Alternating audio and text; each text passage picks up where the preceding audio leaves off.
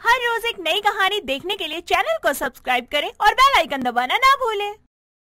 रिया अपने पापा आनंद और मम्मी कल्पना के साथ रहती थी।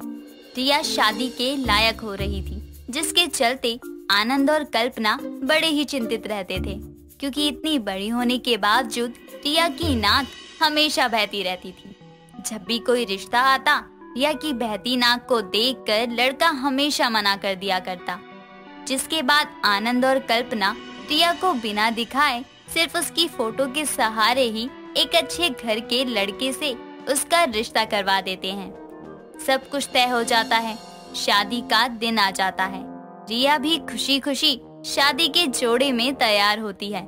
तभी कल्पना की पड़ोसन विमला उसके घर आती है और कहती है, आनंद भाई साहब, बहुत ही अच्छा रिश्ता मिल गया है बिटिया के लिए।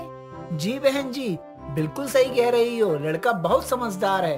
भाई साहब, लड़के को पता है रिया के बारे में कि उसकी नाक बहती है। हाँ हाँ, सब पता है, बस तुम अपना मुंह बंद रखना। आनंद इतना कहकर शादी की तैयारियों में लग जाता है।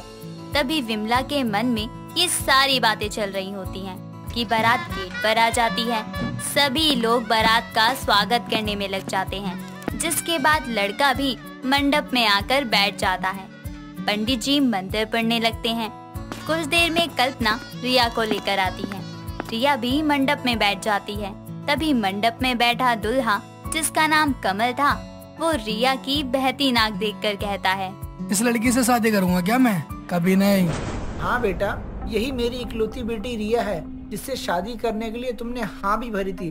तुम्हारे पिताजी तो दहेज भी ले रहे हैं। हाँ, तो पहले मैंने तुम्हारी बेटी को सामने से देखा होता तो पहले ही मैं मना कर चुका होता। मुझे ये शादी नहीं करनी है, मैं शादी तोड़ के जा रहा हूँ। कमल रिया से रिश्ता तोड़कर चला जाता है, जिसके बाद रिया बहुत रोती है।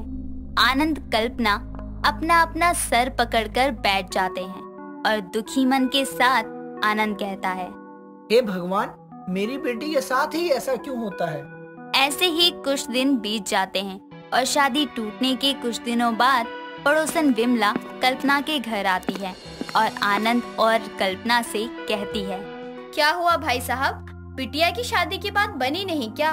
कर भी क्या सकते हैं? रिया को जो दिक्कत है, कहीं बात नहीं बन सकती? बताओ, शादी के मंडप से जिसकी बारात चली जाए, उसकी कहीं दोबारा बात बनती है? सही कहा आपने, लेकिन शादी तो करनी ही है बेटी की। अगर आपकी नजर में कोई लड़का है तो बताओ। मेरी नजर में एक लड़का है। कौन है? मेरी बहन का लड़का है। अगर तुम कहो तो बात चलाऊं। हाँ हाँ, क्यों नहीं। लेकिन एक दिक्कत है। क्या बहन जी, बोलो ना, क्या दिक्कत है? उस लड़के का एक पैर नहीं है। ये जानते हुए राजी हो तो बात करती हूँ। नहीं नहीं बहन जी, हम नहीं करेंगे ऐसे लड़के से अपनी एक इकलौती लड़की की शादी। मेरी लड़की में इतनी भी कोई कमी नहीं है कि मैं उसकी शादी एक अपाहिज लड़के से करा दूं।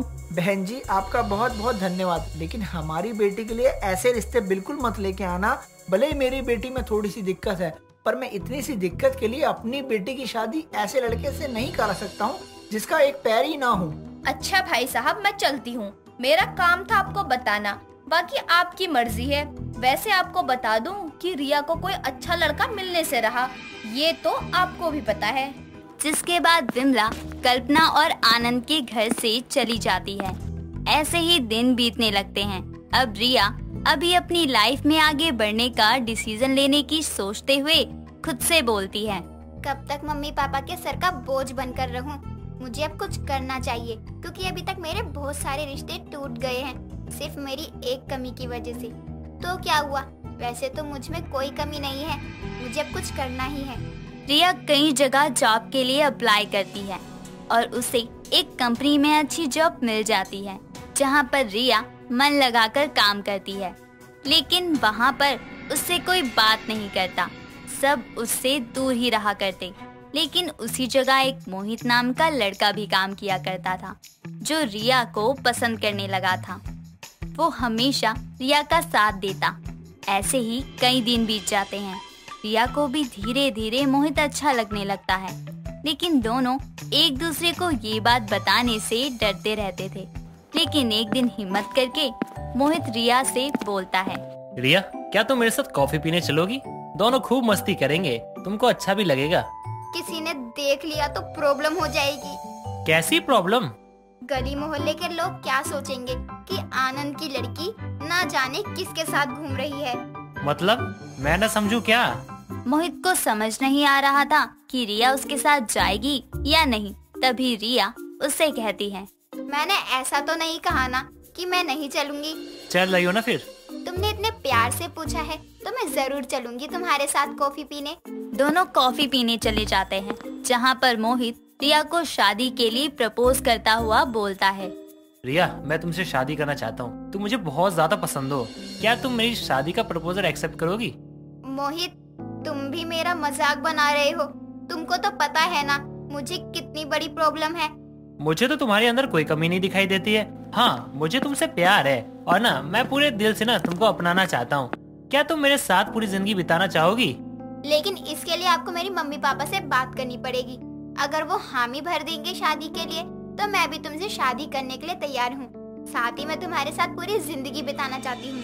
रिया जब शाम को घर जाती है तब वो अपने माता पिता को मोहित की कही हुई बातें बताती हैं। साथ ही मोहित से मिलने के लिए भी कहती है। रिया की बात आनंद और कल्पना भी मान जाते हैं, जिसके बाद रिया फोन करके मोहित को अपने घर बुला लेती है। मोहित अपने माता और पिता को लेकर रिया के घर आता है। रिया के पापा आनंद सबका अच्छे से स्वागत करते हुए कहते हैं, आओ आओ बहन जी और भाई साहब, बैठो। आने में कोई तकलीफ तो नहीं हुई ना? सफर तो अच्छा रहा ना आपका? हाँ अंकल जी, सब ठीक रहा।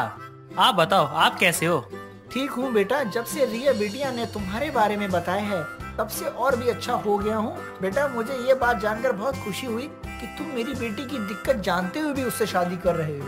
अंकल जी, शक्ल सूरत में क्या रखा है?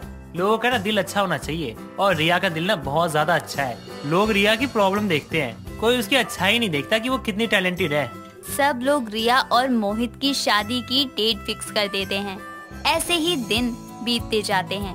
समय आने पर रिया और मोहित की शादी भी हो जाती है और रिया अपने ससुराल चली आती है। रिया मोहित को बहुत ज्यादा पसंद थी, तो वहीं मोहित की माँ निर्मला को रिया बिल्कुल भी पसंद नहीं थी, क्योंकि रिया की नाक जो बहा करती थी। निर्मला अपने बेटे की जिद की वजह से चुप थी, लेकिन एक दिन मोहित के घर पर ना होने पर निर्मला रिया से कहती है, ये मत समझना कि कभी मैं तुझे अपनी बहू मानूंगी, क्योंकि तू मुझे बिल्कुल भी पसंद नहीं है। बस इसीलिए चुप हूँ क्योंकि तू मेरे बेटे की पसंद है। ऐसा क्यों माँ जी? मेरे से कोई गलती हो गई है क्या? क्योंकि मुझे एक सुंदर बहू चाहिए थी, तुम्हारी तरह नाक बहने वाली नहीं। अब तो गली मोहल्ले वाले भी मुझे ताने देने लगे हैं कि तेरा तो एक ही बेटा है, वो भी बहू ऐसी लाई है, इसीलिए तू ज्यादातर घर में ही रहना। अब इस तरह रिया रोज रोज अपनी सास के ताने सुनती। फिर भी रिया कभी अपनी सासू माँ को पलट कर जवाब नहीं देती। घर का सारा काम अच्छे से करती। ऐसे ही दिन गुजरते रहते हैं। एक दिन निर्मला सीढ़ियों से गिर जाती है, जिससे उसके पैरों में मोच आ जाती है। रिया जल्दी से भागकर निर्मला के पास जाती है और उसे उठाकर संभालते हुए कमरे में ले जाकर लेटा देती है।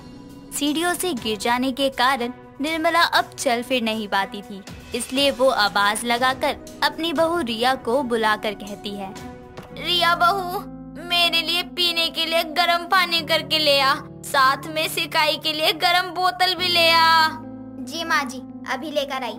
रिया भागते हुए सब कुछ लेकर अपनी सासू माँ के कमरे में पहुँचती है। रिया अपनी सास की अच्छे से देखभाल करती है, जिसके कारण निर्मला बहुत जल्दी ही ठीक भी हो जाती है। लेकिन अपनी बहू को ऐसे अपने लिए भागते देखकर निर्मला अपने मन में सोचती है, मेरी बहू ने कितने अच्छे से मेरी देखभाल की, मुझे उससे माफी मांगनी चाहिए। बहू रिया, मुझे माफ कर दे, मैंने तेरे साथ इतना बुरा बर्ताव किया। अपनी माँ जी को माफ नहीं करेगी क्या? माँ जी, आप मेरे से बड़ी हैं, आप मेरी माँ जैसी हैं, माफी मत मांगिए।